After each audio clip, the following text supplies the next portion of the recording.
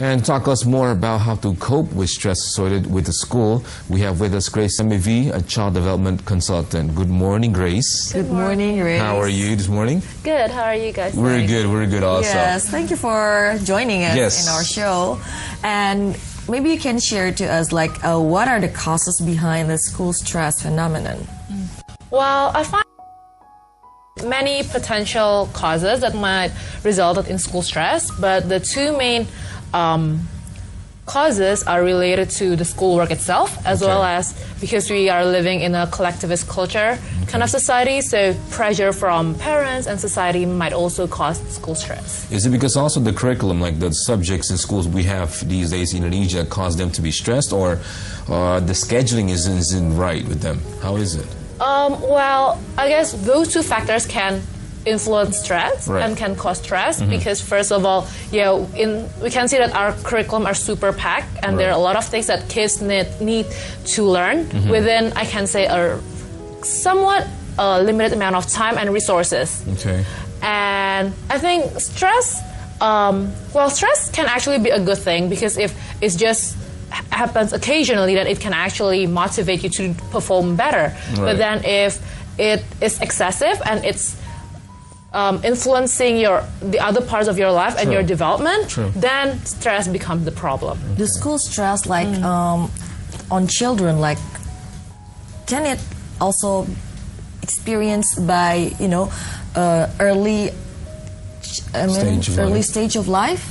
Well, yes, because stress basically happens when you feel that there is a demand or expectations that are beyond your capacity. Okay. And that's when you get really, really stressful. And I guess looking at the expectations that we are putting on our kids these days, even on our younger kids, then if they find that those expectations are beyond their limitation and abilities, then of course, that can develop into stress. Well, the thing, for example, like this, is the pressure coming from at home or from school also when it comes to stress? Because you said kids, they want to expect more, having good grades, they want to show to their parents and their community. Is that pressure coming from at home or also from school? Well, I guess definitely from school there will be expectations of because the school is the one who set up the curriculum and the schedule. And also I can say all schools also have expectation on what they're expecting from their kids, from their students, I mean.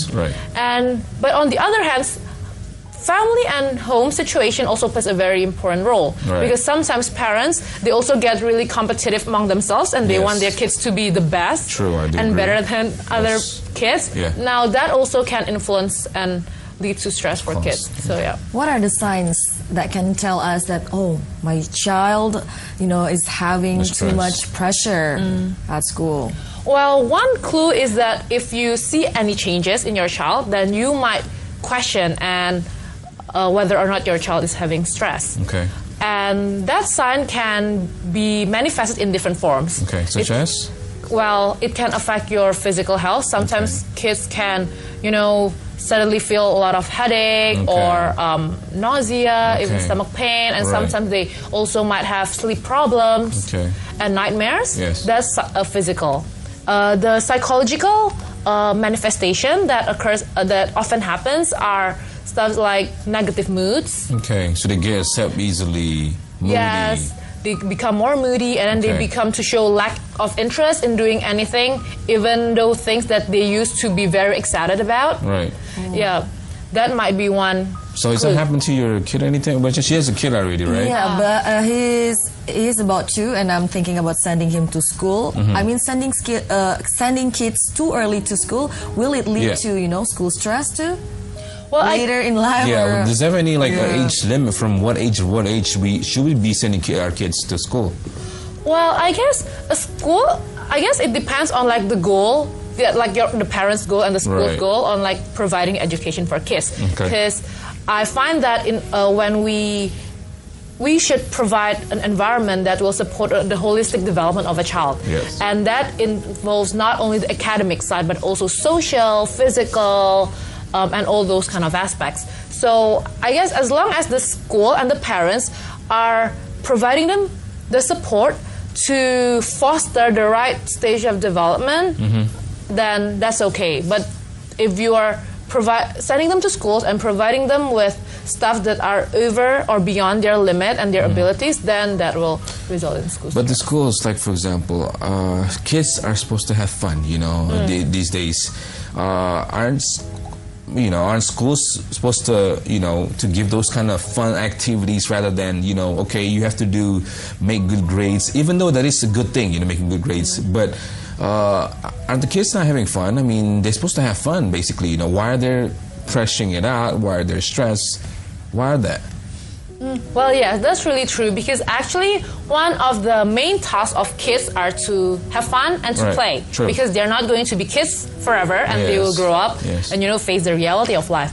So I guess that's one thing that we should actually give advice to the schools and even the Ministry of Education, where, you know, you can educate kids, but education doesn't have to be stressful. It can be playful, it can be in fun ways, and I guess instead of just like working towards getting all these kids to get good grades, what we need to teach them is actually to develop the love of learning. Because actually we learn even after we are out of school, right? I mean, even though as adults we always learn, and I think that is more important than just trying to get kids get the best grades. Okay. You know, the recent phenomenon that I saw in parents is that they set so many, you know, so packed schedules for the kids, like after school. There are also different kind of courses. Do you think it is positive or negative? Well, I guess on one hand, they're also trying to, so when we are sending our kids to school, the academics are only focusing on one part of the brain, and the extracurricular activities are basically intended so that both parts of the brain will develop in a balanced way.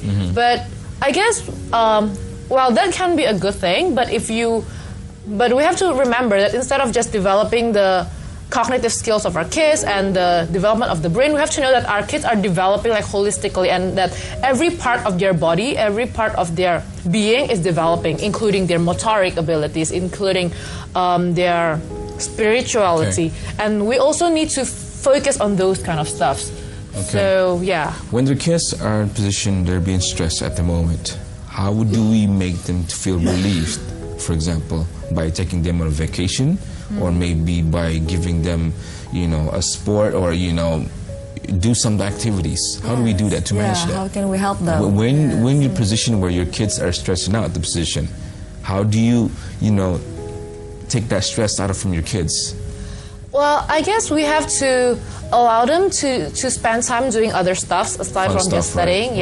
Like taking breaks from studying and those kind of stuff. And I think we all, especially as parents, we need to develop this relationship with our kids where we have to be more sensitive, basically. Yes, and we also have to teach them. We have to be open to them, so that, because sometimes kids even become more stressful when they don't have anyone to share to. And kids, the older they get, the fewer, the lesser the potential that they want to share with their parents.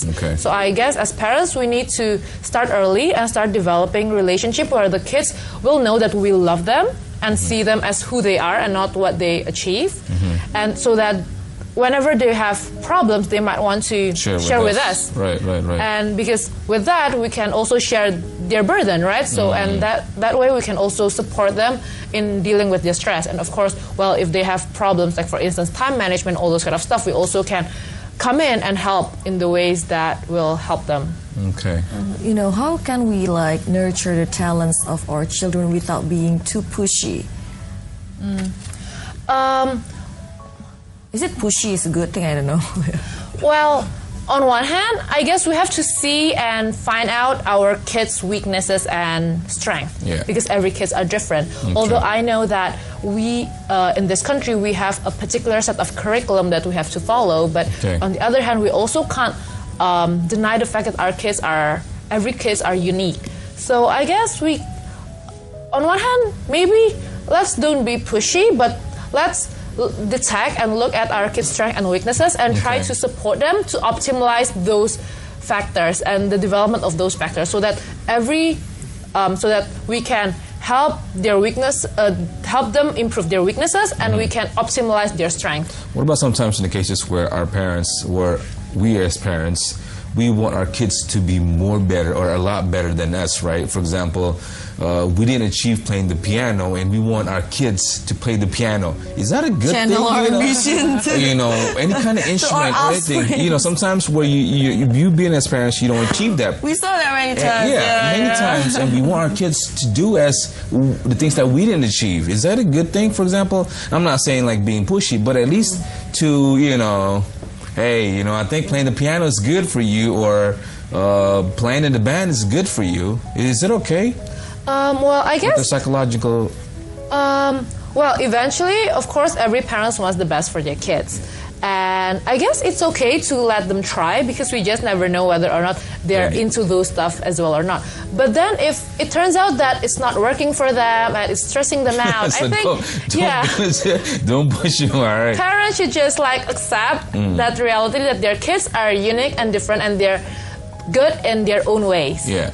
And we should actually support them to develop those stuff. So basically, whatever they're good at, we support them. Yeah. So, Arlene, if your kid is good at playing soccer or football, please support him, I will. And because of the curriculum so packed of subjects at school, some parents are not thinking about, applying homeschooling for their kids. Would you recommend that? Yeah. Is that okay? And what should they take into considerations if they want to avoid school stress and maybe bully at school? Well, I guess one of the reasons why we go to school is not just about the academics, but of the social issues. Sure. Like we go and make friends. Yes. Because we are a social being. So sooner or later we will be placed in the society and we need to interact with other people. Okay. And that's one thing that might be missing if you are doing homeschooling at home. Right. Because you will only meet your parents and maybe some other adults. Okay. Yeah, so maybe that's one consideration that you should consider. Okay. Because, you can't make your child stay at home forever. Right. They will, and one of the reasons that sometimes parents want to homeschool their kids is because of the social pressure that that is happening at school, like for instance bullying. Right. But then that's actually something that happens even with adults. Yeah. Some adults get bullied as well, right? So I guess,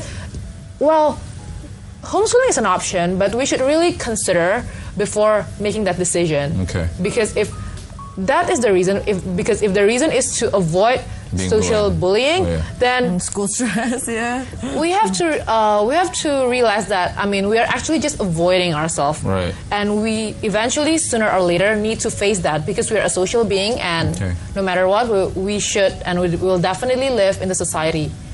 Well, thank you so much, Grace. Thank you, Grace, for joining us today. Yes, and hopefully there are more kids out there not being stressed, but let's have fun, right? Yes. Yes. Okay. And coming up next, a significant breakthrough was made for skin cancer. Details on the story and more next on Daybreak. Stay with us.